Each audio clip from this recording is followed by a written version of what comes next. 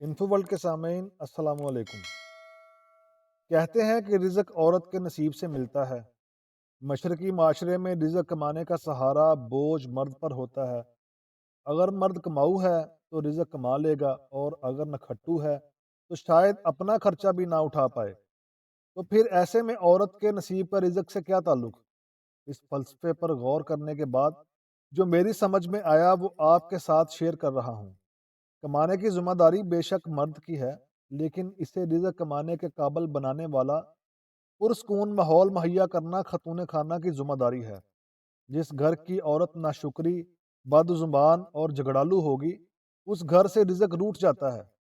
جب صبح گھر سے نکلتے ہوئے شوہر کو کھری کھری سنا کر بھیجے گی اور شام واپسی پر سانس لینے بھی نہیں دے گی، اور حقیقت ٹی وی کی طرح شروع ہو جائے گی، تو ایسے مرد کا دماغی اور جسمانی قوت فالج زدہ ہو جائے گا، جس کی وجہ سے وہ سماجی حوالے سے باہر کی دنیا کے ساتھ بہتر رویہ رکھنے میں ناکام ہوگا، اور اس وجہ سے اس کے رزق کے دروازے ایک ایک ہو کر بند ہوتے جائیں گے۔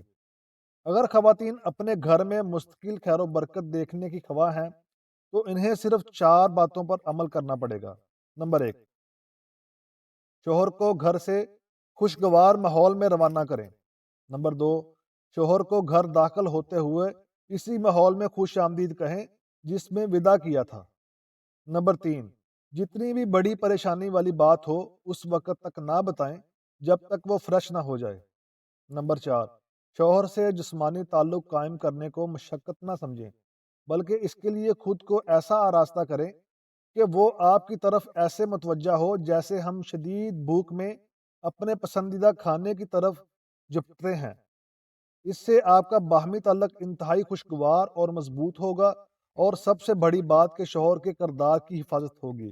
کردار کی حفاظت ہوگی تو سمجھے گھرانے کی حفاظت ہوگی۔ شکریہ۔